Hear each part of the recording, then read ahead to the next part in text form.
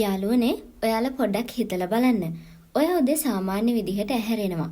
දත් මදිනවා, ඇඳුම් ඇඳගෙන සුපුරුදු විදිහට එළියට යනවා. හැබැයි එකපාරටම ඔයා ඇස් ඇරලා බලද්දි ඔයා ඉන්නේ කොහෙද කියලා ඔයා දන්නේ නැහැ. ඔයාගේ නම මොකක්ද? ඔයා කොහේ ඉඳන්ද ආවේ? ඔයාගේ පවුලේ අය කවුද? මේ කිසිම දෙයක් ඔයාට මතක නැහැ. ඔයාගේ ජීවිතෙන් සති දෙක තුනක් අතුරුදහන් වෙලා.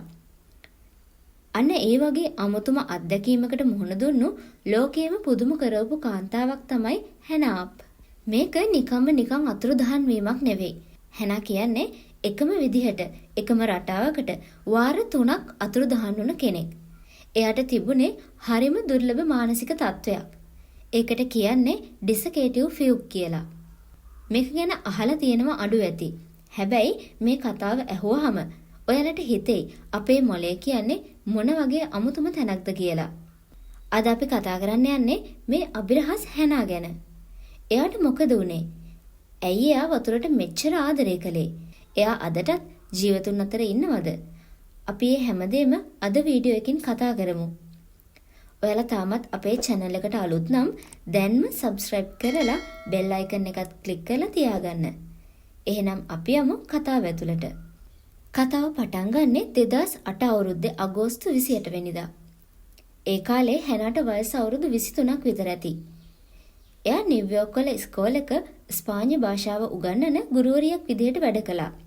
හරිම දක්ෂ, හැමෝම ආදරය කරපු ගෑනු ළමෙක්. ඉතින් මේ අගෝස්තු 28 වෙනිදා උදේ හැනා එයාගේ නිව්යෝක් වල තියෙන අපාර්ට්මන්ට් එකෙන් එළියට බහිනවා ජොගින් යන්න.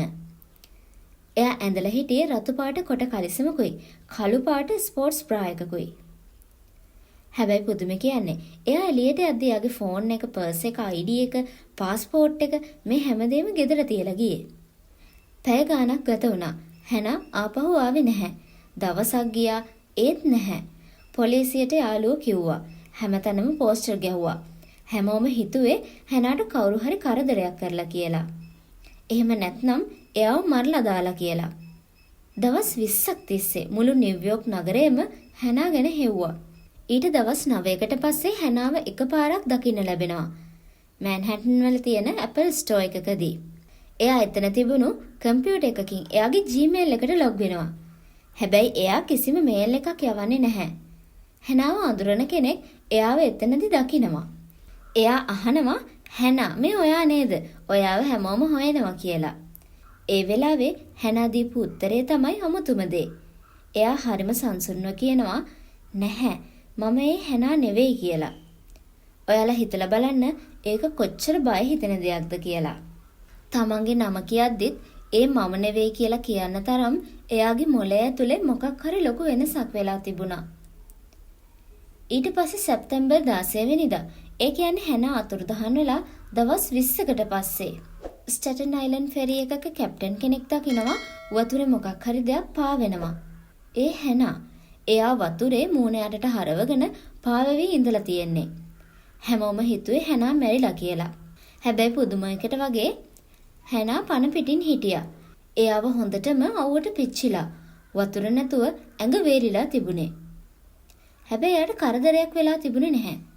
එයා හොස්පිටල් එකට අරන් ගියාම එයා අම්මගෙන් අහපු පළවෙනි දේ තමයි අම්මේ මම ඇයි මේ තෙමිලා ඉන්නේ කියන එක. හැනාට අනුව එයා ජොගින් කරන්න එළියට ගිහින් විනාඩි 10ක් වගේ තමයි ගෙවිලා තිබුණේ. හැබැයි ඇත්තටම සති 3ක් ගිහින්. මේ සති 3ේදී එයා කොහෙද හිටියේ, මොනවද කෑවේ, කොහෙද නිදාගත්තේ කියන එක අදටත් රහසක්. දැන් ඔයාලට ප්‍රශ්නයක් ඇති ඇයි මෙහෙම වෙන්නේ කියලා. දොස්තරලා හැනාගේ මේ තත්ත්වය පරීක්ෂා කරලා හොයාගෙන තියෙන්නේ ඩිසකේටිව් ෆියුග් කියන මානසික තත්ත්වය කියලා. මේක හරිම පුදුම ලෙඩක්. සාමාන්‍යයෙන් අපිට අමතක වීම වෙනවනේ. හැබැයි මේ ෆියුග් එකේදී වෙන්නේ කෙනෙක්ට Taman කවුද කියලා සම්පූර්ණයෙන්ම අමතක වෙන එක. හැබැයි අනිත් දේවල් අමතක වෙන්නේ නැහැ. උදාහරණයක් විදිහට කම්පියුටර් එකක් පාවිච්චි කරන හැටි, කාර් එකක් එලවන හැටි, භාෂාව කතා කරන හැටි මේවා ඔක්කොම මතකයි. අමතක වෙන්නේ තමන්ගේ අනන්‍යතාවය විතරයි. මේ වගේ අය සාමාන්‍යයෙන් තමන් ඉන්න තැනින් ගොඩාක් ඈතට යනවා. අලුත් ජීවිතයක් පවා පටන් ගන්නවා. ඔයාලා ජේසන් බර්න් ෆිල්ම් එක බලලා තියෙනවා නම් ඒ චරිතය නිර්මාණය වෙලා තියෙන්නේ මේ වගේ සැබෑ ලෝකයේ සිද්ධ වුණු දේවල් ඇසුරෙන්. සාමාන්‍යයෙන් මේ වගේ තත්ත්වයක් ඇති වෙන්නේ ලොකු මානසික පීඩනයක් හෝ කම්පනයක් නිසා. හැබැයි හැනාගේ ජීවිතේ ඒ වගේ ලොකු ප්‍රශ්නයක් තිබුණේ නැහැ කියලා තමයි එයාගේ යාළුවෝ කිව්වේ. මේ සිද්ධියෙන් පස්සේ හැනා ඉන්ටර්විව් එකකදී කිව්වා මම මගේ අතින් නුණු දෙයක් ගැන ලැජ්ජ වෙන්නේ කොහොමද? මම මේ දේ කළා කියලා මම දන්නේවත් නැත්තම් කියලා. හැනා හිතුවේ මේක එකපාරක් විතරක් වුණු දෙයක් කියලා. එයා සාමාන්‍ය ජීවිතයට අපහු ආවා. 2013 අවුරුද්ද වෙද්දි හැනා හිටියේ මේරිලෑන්ඩ් වල.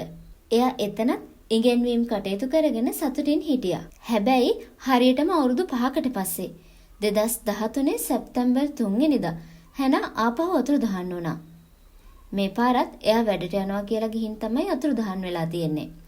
එයාගේ පර්ස් එකයි ෆෝන් එකයි වනාන්තරයක් වගේ තියෙන පාරක දාලා ගිහින් තිබුණා.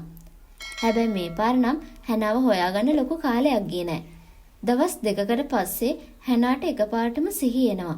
එයා මඩ වගුරක් වගේ තියෙන ඇලක් අයින ඉඳගෙන ඉන්නවා. එයාට එකපාරට මතක් වෙනවා එයා කවුද කියලා. එයා ළඟ හිටපු නන්නාඳුනන කෙනෙක්ගෙන් ෆෝන් එක ඉල්ලගෙන එයාගේ අම්මට කතා කරලා එක වචනයයි කියන්නේ අම්මේ කියලා විතරයි. ඔයාලා මේ රටාවෙන් පොඩ්ඩක් බලන්න. මේ දෙපාරම හැනා අතුරුදහන් වුණේ සැප්තැම්බර් මාසේ. දෙපාරම එයා අතුරුදහන් වුණේ එයාගේ අලුත් පාසල් වාරේ පටන් ගන්නකොටමයි. මේ දෙපාරම හැනාව හම්බුනේ වතුර අයිනකදී. මේක හරිම අමුතුයි නේද? හැනාගේ අම්මා මේ ගැන හරි අපූර්ව කතාවක් කිව්වා. එයා කිව්වා ග්‍රීක භාෂාවේ වේලාව ගැන අදහස් දෙකක් තියෙනවා කියලා. එකක් කර්නෝස්. ඒ කියන්නේ අපි දන්න සාමාන්‍ය වේලාව.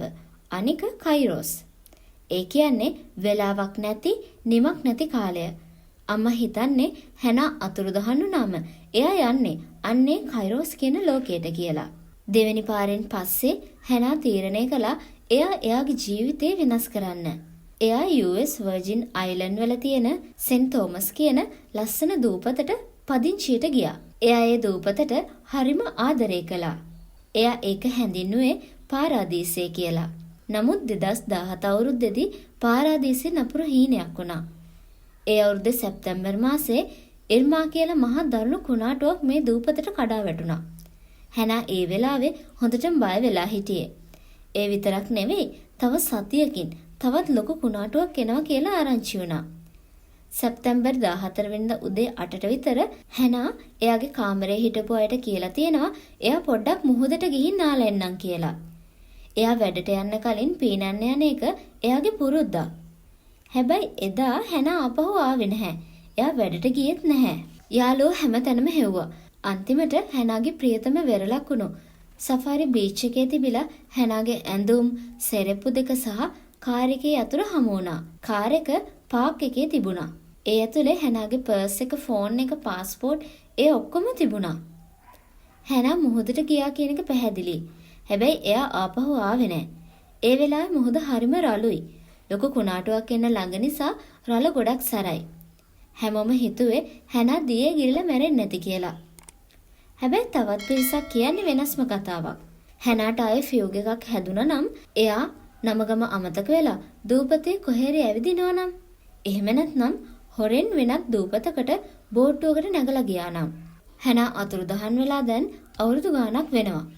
2018 දී හැනා අතුරුදහන් වුණ තැනට කිට්ටු දූපතක තිබිලා මනුස්ස ඇටසැකිල්ලක් හම්බ වුණා. හැබැයි ඒක ගොඩක් නරක වෙලා තිබුණ නිසා ඒක හැනාගේද කියලා හොයාගන්න බැරි වුණා. හැනාගේ කතාවේ අපිට හිතන්න ඉතිරි කරලා තියෙන දන් ගොඩක් තියෙනවා. වතුර. හැනා ඇයි හැම වෙලේම වතුර ළඟටම ගියේ? පළමු පාර නිව්යෝර්ක් වරායේ පාවෙවි හිටියා. දෙවෙනි පාර ඇලක් අයිනේ හිටියේ. තුන්වෙනි පාර වෙරළේ ඇඳුම් දාලා ගිහින් තිබුණා. හැනාගේ යටිහිත වතුරට මෙච්චරටම ඇදිලා ගියේ ඇයි? අලුත් පටන් ගැනීම. ඇයි හැම සැප්තැම්බර් මාසයකම? ඒ කියන්නේ අලුත් ඉස්කෝල වාරයේ පටන් ගනිද්දිම මේක වෙන්නේ. සමහර විට ඉගෙනවීම් රැකියාවෙන් එයාට ලොකු මානසික පීඩනයක් දැනෙන්නේ නැතිද? පෞල් පසුබිම. හැනාගේ තාත්තා දේවගතිවරයෙක්. එයා ගොඩාක් රටවල් වල සංචාරය කරපු කෙනෙක්. හැනත් එයා එක්කම ගොඩක් සංචාරය කළා. සමහර විට හැනාගේ හිතේ තිබුණු යම් යම් ආගමික මතගැටුම් මේ මානසික තත්ත්වයට බලපාන්නේ නැති කියලා සමහරු කියනවා. තවත් පුදුම හිතෙන දෙයක් තමයි හැනාගේ අම්මත් එකපාරක් මේ වගේ අත්දැකීමකට මුහුණ දීලා තියෙනවා. එයාටත් වෙලාව අමතක වෙලා එකපාරටම සිහියෙද්දි එයා හිටියේ ඔරිගන් වල ගඟක් අයිනේ. එතකොට මේක ජාන වලින් එන දෙයක්ද? අදටත් හැනාප් කියන්නේ ලෝකයේ තියෙන ලොකුම අභිරහසක්. ප්‍රසිද්ධ ලේඛිකා අගතා ක්‍රිස්ටි පවා 1926 දී මේ වගේම දවස් 11ක් අතුරුදහන් වෙලා හිටියා. එයාටත් තමන් කවුද කියලා මතක තිබුණේ නැහැ. ඇත්තටම අපි කවුද කියන එක තීරණය වෙන්නේ අපේ මතකයන් මත නම්. ඒ මතකයන් නැති වුණ දවසට අපිට මොකක් වෙයිද? හැනා අදටත් කොහේ හරි ලෝකේ කෙලවරක අලුත් නමකින් අලුත් ජීවිතයක් ගත කරනවා වෙන්න පුළුවන්. එයා දන්නේත් නැතුව ඇති මුළු ලෝකෙම එයාව හොයනවා කියලා. ඉතින් යාළුවනේ ඔයාලා මොකද හිතන්නේ? හැනාට මොකක් වෙන්නේ නැතිද? එයා දියගිලිලා මැරුණා කියලාද ඔයා හිතන්නේ? නැත්නම් එයා අදටත් කොහේ හරි ඉන්නවා කියලාද? ඔයාගේ අදහස් පහලින් කමෙන්ට් කරන්න. මේ වීඩියෝ එකට කැමති නම් ලයික් එකක් දාන්න. ඔයාගේ යාළුවෝ අතර ෂෙයා කරන්න. මේ වගේම තවත් අභිරහස් කතාවකින් අපි ආයෙත් හමු වෙමු.